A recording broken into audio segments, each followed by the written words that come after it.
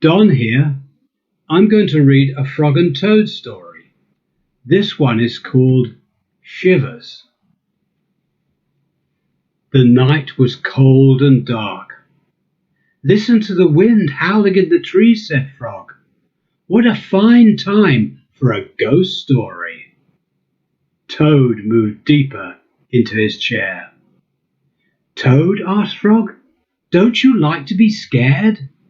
Don't you like to feel the shivers? I'm not too sure, said Toad. Frog made a fresh pot of tea. He sat down and began a story. When I was small, said Frog, my mother and father and I went out for a picnic. On the way home we lost our way. My mother was worried.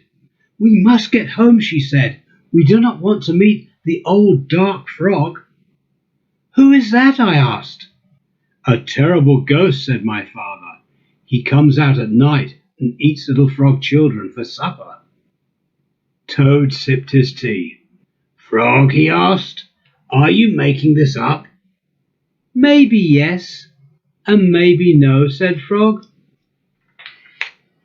My mother and father went to search for a path, said Frog. They told me to wait until they came back. I sat under a tree and waited. The woods became dark. I was afraid. Then I saw two huge eyes. It was the old dark frog. He was standing near me. Frog, asked Toad, did this really happen? Maybe it did. Maybe it didn't, said Frog. Frog went on with the story. The dark frog pulled a jump rope out of his pocket. I'm not hungry now, said the dark frog. I've eaten too many tasty frog children, but after I jump rope 100 times, I will be hungry again. Then I will eat you. The dark frog tied one end of the rope to a tree. Turn for me, he shouted. I turned the rope for the dark frog. He jumped 20 times. I'm beginning to get hungry, said the dark frog. He jumped 50 times. I'm getting hungrier, said the dark frog. He jumped 90 times.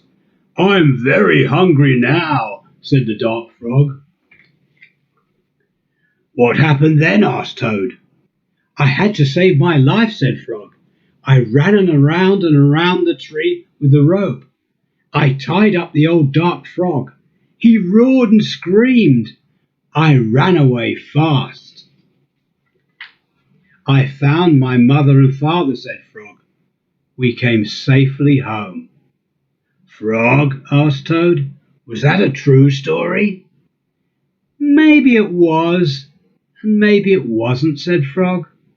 Frog and Toad sat close by the fire. They were scared. The teacups shook in their hands.